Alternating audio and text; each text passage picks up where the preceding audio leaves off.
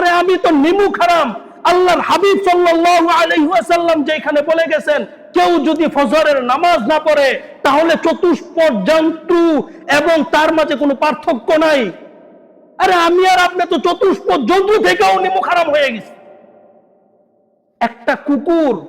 একটা কুকুর যাকে আপনি ঢিল মেরে তাড়াই দিতেছেন, এও সদা সর্বদা রুকু অবস্থায় আল্লাহ তাআলার তাসবিহ পড়ে। আপনাদের বাড়িতে যে ছাগলগুলা পালতেছেন, রুকু অবস্থায় আল্লাহর তাসবিহ পড়ে।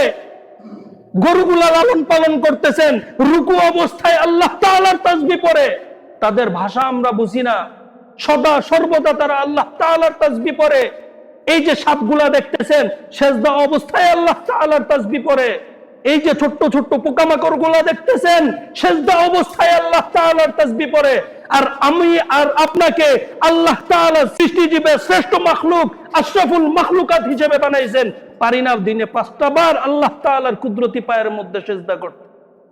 অথচ স্বয়ং আল্লাহ তাআলা দৈনিক 5 বার আমাকে আর আপনাকে বলতেছেন, হাইয়া আলাল ফালাহ, হাইয়া আলাল ফালাহ। দুনিয়ার বাহিরে তুমি সফলতা খুঁজতেছো, সফলতা পাইবা না। সফলতা পাইতে চাও, হাইয়া আলাল ফালাহ, আমার কাছে আসো, সফলতার জন্য আসো। সফলতা পাইতে চাও, আমার কাছে আসো। মেরে ভাই, দোস্ত, বুজুর্গ, এই যে মাইলস্টোনের স্কুলের এই ঘটনা আমাদেরকে অনেক কিছু শিখায়।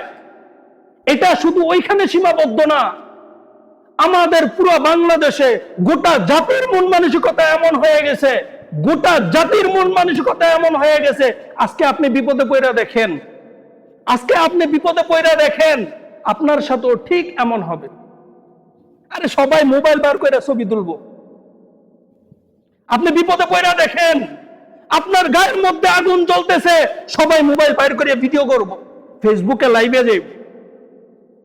মানুষের ফেসবুক চালানোর সময় আছে, ইউটিউব চালানোর সময় আছে। গায়ে লাগে কথাগুলা, তাই না? কথাগুলা গায়ে লাগে, তাই না? আর এটাই বাস্তব, এটাই বাস্তব, এটাই চরম বাস্তব। আমি আর আপনি যতদিন পর্যন্ত ঠিক না হব, আমাদের সমাজ, আমাদের দেশ কখনো ঠিক হবে না। প্রথমত আমাদেরকে ঠিক হতে হবে, আমাদের নিজেকে শুধরাতে হবে। আর সব থেকে বড় বিষয়, আল্লাহ তাআলার কুদরতি পায়ের মধ্যে সেজদা দেওয়াটা শিখতে হবে, নিজেকে ছোট করা শিখতে হবে। এই যে 2টা রাকাত নামাজ, পুরোটাই হচ্ছে আল্লাহ তাআলার ইবাদত, আল্লাহ তাআলার বরত্ব বর্ণনা করা। নামাজের মধ্যে নিয়ত বাদে কি বলে? আল্লাহু আকবার বলে, কথা বলেন না। নামাজের মধ্যে নিয়ত বাদে কি বলে? আল্লাহু আকবার বলে। আমি আলোচনা করতেছিলাম, আল্লাহ আপনি সবার বড়, এই সাক্ষ্য দিয়ে নামাজের নিয়ত বাঁধলাম। নিয়ত বাঁধার পরে সানা পড়তেছি, সুবহানাকাল্লাহুম্মা ওয়া বিহামদিকা ওয়া তাবারাকা ইসমুকা ওয়া তাআলা জাদ্দুকা ওয়া লা ইলাহা গায়রুক। আল্লাহ তাআলার প্রশংসা, পুরাটাই আল্লাহ তাআলার প্রশংসা, সানা। তারপরে কি পড়তেছি? সূরা ফাতিহা পড়তেছি, আল্লাহ তাআলার প্রশংসা। সূরা ফাতিহার পরে আরো একটা কেরাত মিলাইতেছি, আল্লাহ তাআলার প্রশংসা। আল্লাহ তাআলার এতগুলা প্রশংসা করা শেষ, এখন আমি বাহ্যিক দৃষ্টিতে আমার যে জিসিম, এই জিসিমটাকে দিয়ে আল্লাহ তাআলার প্রশংসা শুরু করলাম।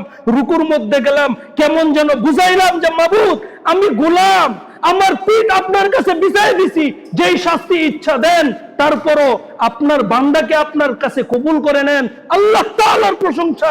রুকু থেকে দাঁড়ায়, দাঁড়ানোর পরে বান্দাতে বেশিক্ষণ দেরি করে না, সিজদার মধ্যে আল্লাহ তাআলার কুদরতি পায়ের মধ্যে পড়ে যায় আল্লাহ তাআলার বরত্ব বর্ণনা করতে।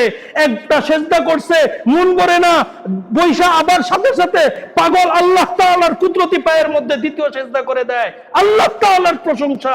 এই রকম ভাবে 2টা রাকাত নামাজ পড়ার পরে দ্বিতীয় রাকাত নামাজের মধ্যে বৈঠক করি, বৈঠকের মধ্যে পড়তেছি তাশাহুদ, আত-তাহিয়াতু লিল্লাহ ওয়াস সালাওয়াত, আল্লাহ তাআলার প্রশংসা। এতক্ষণ পর্যন্ত যা করলাম সব আল্লাহ তাআলার প্রশংসা। তাশাহুদ শেষ করার পরে দুরূদ শরীফ পড়তেছি, আমার রাসূলের প্রশংসা, সাথে সাথে আমাদের সকলের পিতা, আদি পিতা ইব্রাহিম আলাইহিস সালামের প্রশংসা, নবীগণের প্রশংসা, আমার মাবুদের প্রশংসা।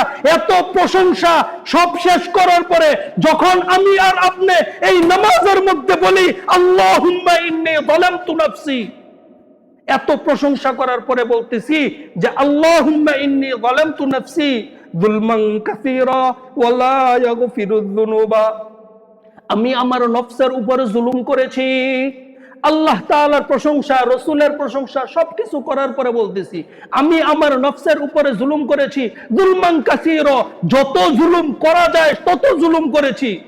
মাগফিরলি মাগফিরাতাম মিন ইনদিকা, ক্ষমা তো চাই আপনার কাছেই চাই, যাব তো কোথায় যাব, আপনি ছাড়া যাওয়ার জায়গা নাই।